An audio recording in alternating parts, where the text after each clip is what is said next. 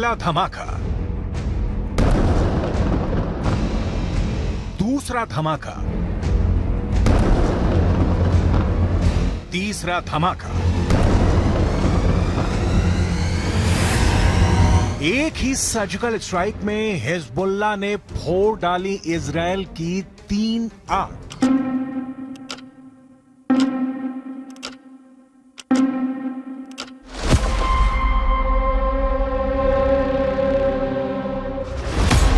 पहली आंख, दूसरी आंख, तीसरी आंख। हिजबुल्लाह ने मिसाइल अटैक करके इजरायल की 3 आंखों को फोड़ दिया। ये मेरान एयर सर्विलेंस बेस है और यहां इजरायल के रेडार और कम्युनिकेशन सिस्टम थे, जिससे वो लेबनान में हिजबुल्लाह पर नजर गड़ाए रहता था।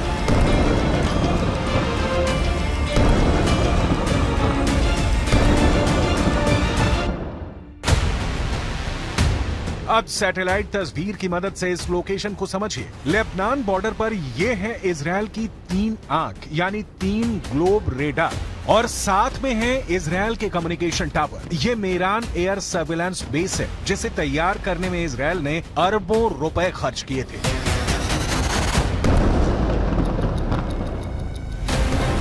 यही वजह है कि लेबनान के हिजबुल्लाह ने इसे अपना सॉफ्ट टारगेट बनाया। बेरूत में हमास के डिप्टी चीफ सालेह अल अरूरी की मौत के बाद यह हिजबुल्लाह का इजरायल पर सबसे बड़ा हमला है।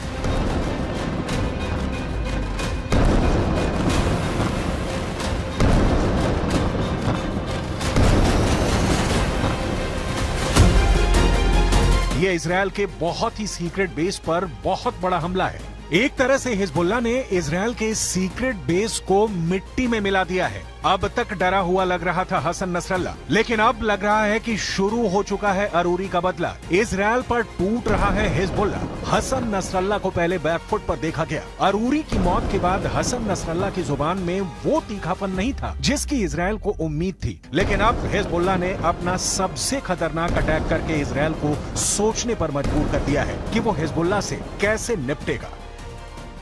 עדיין יש בג'באליה מחבלים, רק כעת הם פועלים ללא מסגרת וללא מפקדים.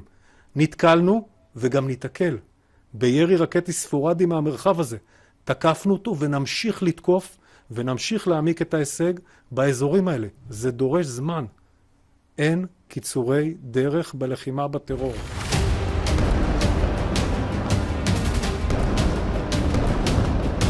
इस वक्त लेबनान और इजरायल के मौत वाले बॉर्डर पर हिजबुल्लाह का पूरा कंट्रोल है। हिजबुल्लाह अब ऐसी मिसाइल फायर कर रहा है जिसके आगे इजरायल के टैंक अपनी तोप रगड़ते हुए नजर आ रहे हैं। हिजबुल्लाह ने निकाली हैं 3 बहुत ही खतरनाक एंटी टैंक मिसाइल और मल्टी बैरल रॉकेट लॉन्चर। ये मिसाइल ईरान से सप्लाई की जाती रही हैं और ऐसी मिसाइलों का हिजबुल्लाह के पास बहुत बड़ा जखीरा है।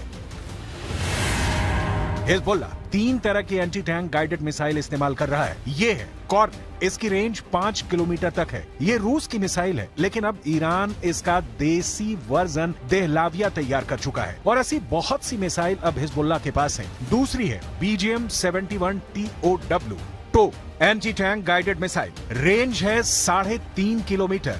ये अमेरिका में बनी मिसाइल है, लेकिन अब इसकी नकल ईरान तैयार कर रहा है और उसने हिजबुल्लाह को सप्लाई की है। तीसरी है 85 कॉनकोर्स, रेंज 4 किलोमीटर। ये भी रूस ने बनाई है और अब ईरान में ये तोसान नाम से तैयार की जाती है। इन्हीं मिसाइलों से हिजबुल्लाह ने इजरायल के मेरान एयर सर्विलेंस बेस पर हमला किया है। ये तीनों मिसाइल बहुत ही घातक है और जिस तरह से इन्होंने इजरायल के अड्डे उड़ाए हैं, उससे ये बात साबित हो जाती है। हिजबुल्लाह का दावा है कि उसका हर हमला इजरायल को मुंहतोड़ जवाब है। बताया जा रहा है कि हिजबुल्लाह ने इस अड्डे को उड़ाने के लिए 60 से ज्यादा मिसाइल फायर की हैं और सभी अपने टारगेट पर लगी।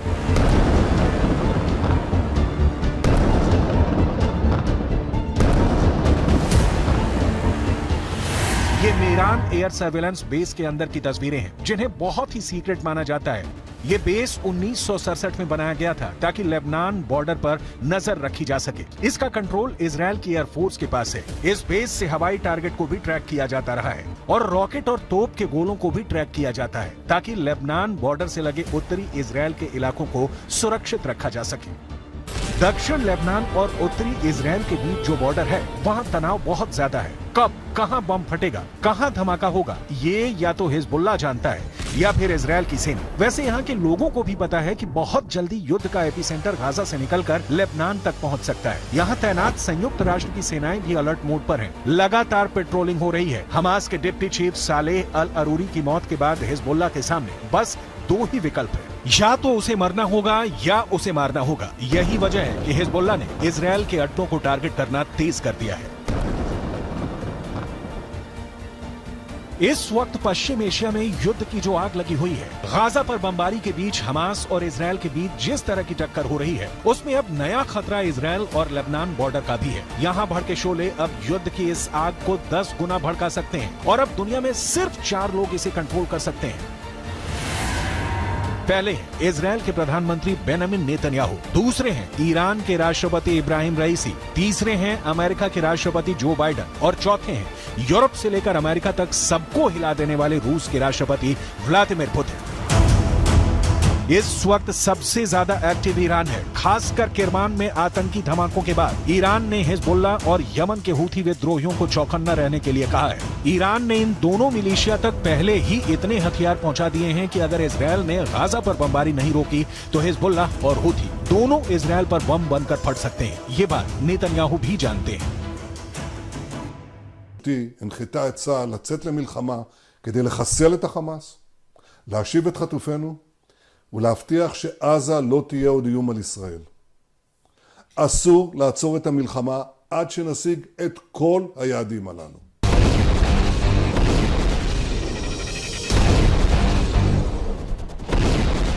जब से सालेह अल अरूरी को इजराइल ने ड्रोन स्ट्राइक में मारा है, तनाव बहुत ज्यादा फैल गया है। ये ड्रोन स्ट्राइक बेरूत के दहिया इलाके में हुई, जिसे हिजबुल्लाह का गढ़ माना जाता है।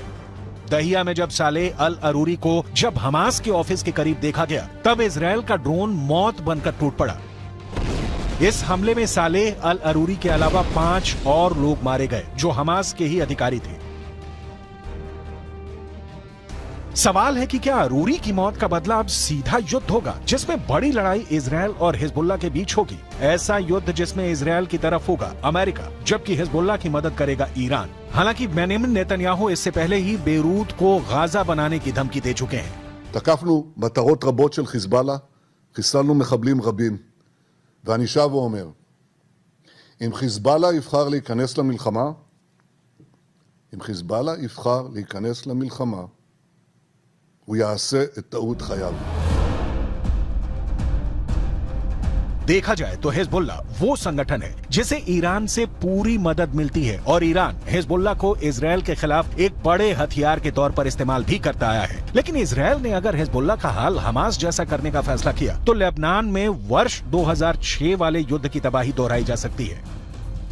2006 में हिजबुल्लाह और इजराइल के बीच 34 दिन तक युद्ध चला था। तब इजराइल के 121 सैनिकों को मिलाकर 160 लोग मारे गए थे, जबकि हिजबुल्लाह के 250 लड़ाकों समेत लेबनान के 1200 लोगों की मौत हुई थी। हम अपनी वीडियो लाइब्रेरी से 17 वर्ष पहले लड़े गए इस युद्ध की तस्वीरें निकाल कर लाए हैं ताकि इस बात का अंदाजा लगाया जा सके। लेबनान का वही हाल कर सकता है जो इस बार गाजा का कर रहा है। इसलिए हिजबुल्लाह को नेतन्याहू की धमकी को बहुत गंभीरता से लेना होगा, क्योंकि इजराइल अब बेरूत को दूसरा गाजा बना देगा। ये वो साफ साफ कह रहा है। इजराइल जानता है कि अरूरी की मौत ने उसका एक दुश्मन खत्म किया है, लेकिन कई और दुश्मन उसके खिलाफ तैयार हो चुके हैं। हमास के चीफ इस्माइल हानिया ने भी कह दिया है कि इजराइल को अरूरी के मर्डर की कीमत चुकानी होगी। अरूरी की मौत से इजराइल के 3 बड़े दुश्मनों को बहुत जोरदार झटका लगा है। पहला झटका हमास को लगा है, क्योंकि सालेह अल अरूरी इस्माइल हानिया के बाद हमास में दूसरा सबसे बड़ा नाम था। दूसरा झटका ईरान को लगा है, क्योंकि सालेह अल अरूरी ने ही सीरिया में युद्ध को लेकर हिजबुल्लाह और ईरान के साथ आए मतभेद को दूर किया था। तीसरा बहुत बड़ा झटका हिजबुल्लाह को लगा है, क्योंकि इजराइल ने बता दिया है कि अब वो लेबनान की राजधानी बेरूत और हसन नसरुल्लाह के गढ़ को टारगेट करने से पीछे नहीं हटेगा।